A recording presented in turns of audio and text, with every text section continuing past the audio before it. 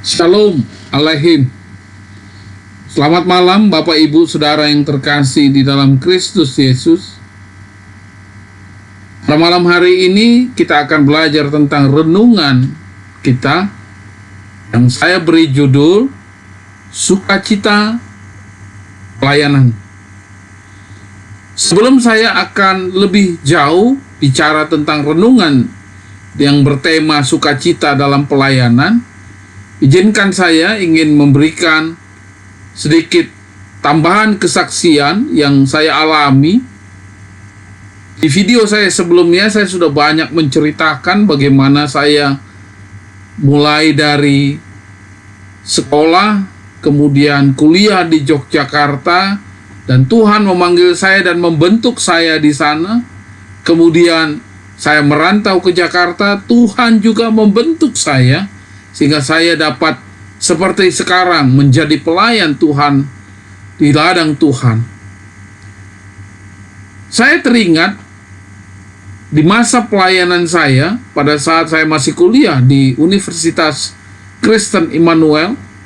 Selama 4 tahun saya melayani Tuhan di jemaat, di pos-pos PI dari Gereja Kristen Alkitab Indonesia. Dan saat itu pengembalaannya dilakukan oleh almarhum Dr. Davidson Nesi, di mana saya dibentuk oleh beliau. Dan saya juga menceritakan di dalam kesaksian video saya sebelumnya bagaimana Pak David almarhum membentuk saya, mengajak saya, mengajari saya di dalam pelayanan. Ada satu cerita di mana saat itu saya sedang berangkat pelayanan. Seperti biasa kami berangkat pelayanan di hari Sabtu pagi. Kenapa harus Sabtu pagi? Karena kami sebelum ibadah Sabtu sore, kami harus kunjungan dulu ke jemaat. Itu kami lakukan setiap hari Sabtu. Sabtu pagi saya sudah harus mencari sepeda ontel untuk menjadi kendaraan kami, saya dengan pendeta Josh Colin dan beberapa rekan-rekan yang lain, untuk berangkat ke pelayanan kami di daerah Prambanan atau daerah Totogan. Cukup jauh dan cukup melelahkan, tapi karena ini pekerjaan Tuhan dan kami terus bersuka cita di dalam pelayanan ini. Tidak ada merasa letih, lelah. Kami tetap setia di dalam melayani Tuhan. Ada satu cerita, pada saat hari Sabtu kami berangkat, kebenaran pelayanan hari itu hanya 2 orang yang berangkat, saya dan almarhum pendeta Josh Colin. Beliau saya bonceng, kita berangkat naik sepeda ontel ke daerah Prambanan. Tapi sebelum kami ke Totogan, kami melakukan kunjungan terlebih dahulu ke beberapa jemaat di sana. Kami bersendau gurau di antara mereka di sana, dan kami bercakap-cakap dengan penduduk di sana sebagai strategi pendekatan yang kami lakukan, membaur dengan keluarga-keluarga jemaat di sana, sebelum pada saatnya hari Sabtu jam 5 sore kami melakukan ibadah. Ibadah yang kami lakukan setiap Sabtu jam 5 sore untuk ngajak mereka memuji Tuhan dan mendengarkan firman Tuhan. Setelah pelayanan hari Sabtu selesai sekitar jam 7 malam, saya sama almarhum pendeta Josh Colin itu melakukan kunjungan ke salah satu jemaat yang kebenaran ini adalah jemaat baru, jiwa-jiwa baru. Pekerjaannya adalah sebagai tukang becak. Kami datang di sana mengunjungi karena kami tahu bapak itu sedang sakit. Kami mendoakan dan kami melakukan persekutuan kecil di sana. Kebenaran rumahnya juga sangat mengkhawatirkan karena gubuk reot Tapi kami tetap bersuka cita mengajak bapak, istri, dan anaknya untuk melakukan ibadah singkat. Kami mendoakan, setelah selesai, kami hendak pulang membawa sepeda ontel kami, dan kami terkaget bahwa sepeda ontel kami sudah, bannya itu sudah ditusukin menjadi bocor. Saya tidak tahu siapa yang menusuk ban sepeda kami, tapi kami perhatikan ban sepeda itu sudah tidak ada anginnya, Bapak Ibu. Akhirnya kami pulang harus menuntun sepeda kami dari rumah Bapak itu yang kami layani. Kami berjalan bersama dengan almarhum Pendeta Josh Collin. Pada saat dalam perjalanan kami di tempat sawah yang agak gelap, kami dihadang oleh penduduk di sana. Dari kejauhan kami melihat bahwa penduduk di sana itu sudah membawa balok-balok kayu. Dan saya yakin bahwa mereka akan memukulin kami.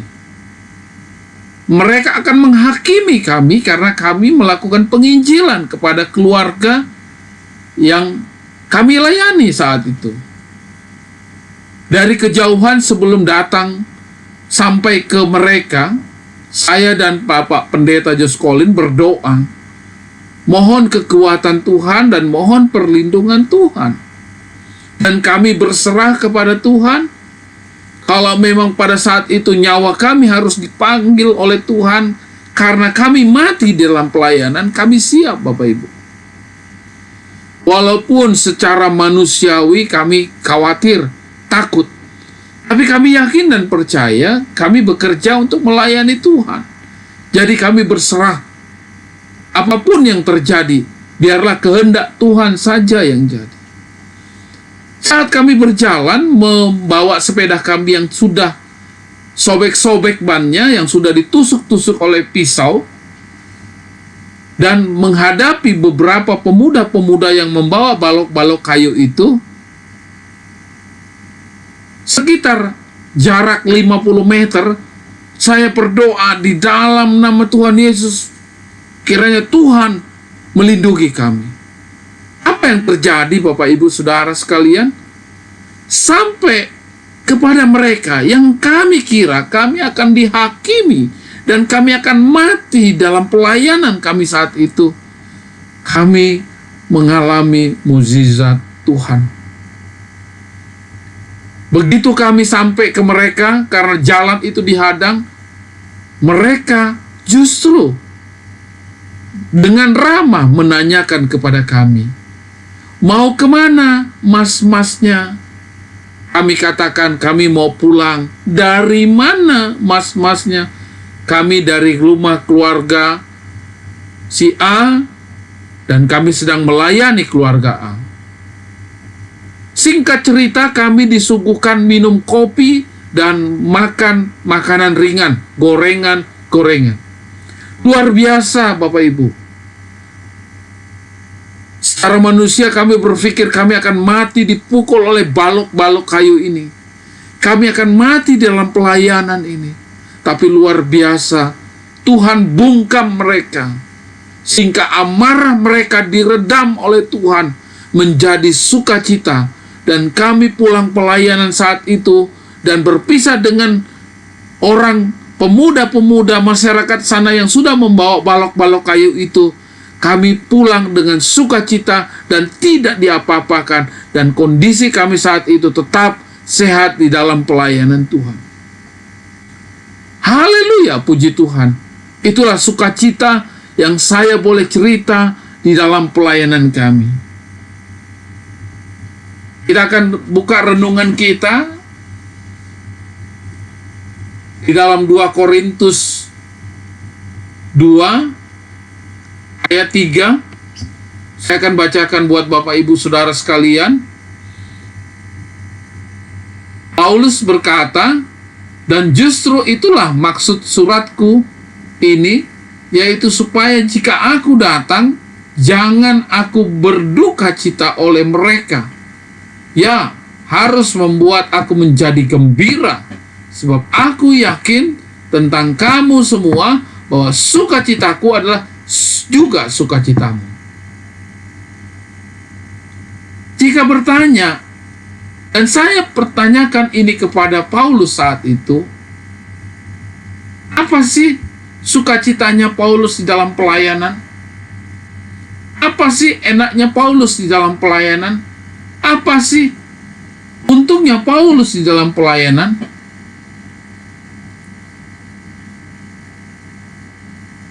Apa enaknya bersukacita di dalam pelayanan?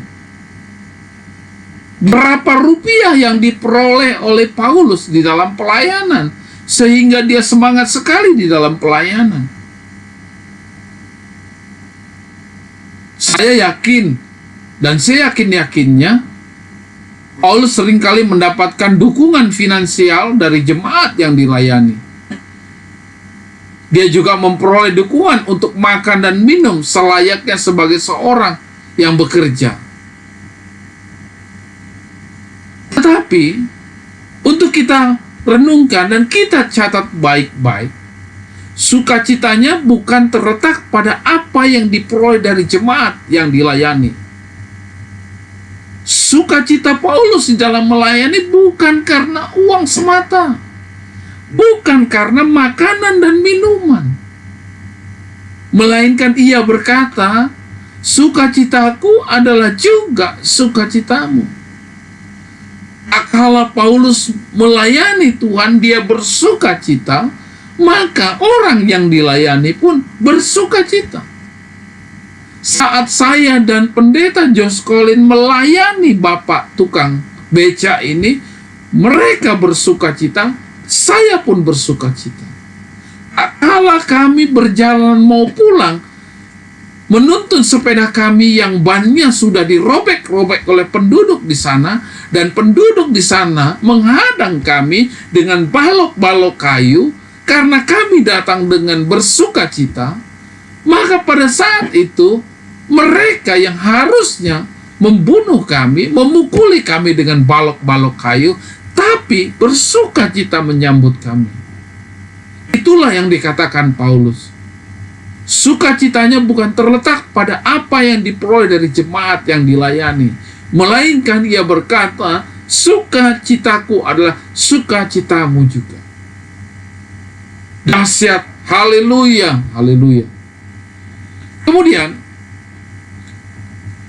kalau kita melihat kembali, sukacita pelayanannya terletak pada sukacita jemaat, bukan apa yang dia peroleh dari jemaat. Sekali lagi, sukacita yang diperoleh oleh Paulus adalah sukacita karena dia melayani jemaat, bukan apa yang diperoleh dari jemaat.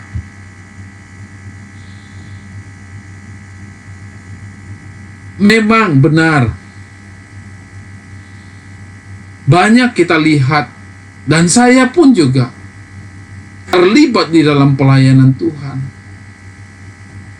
Secara kedagingan kami suka berkata di dalam pelayanan, apa yang kami peroleh di dalam melayani Tuhan, apa yang kami dapati kalau kami setia di dalam pelayanan Tuhan.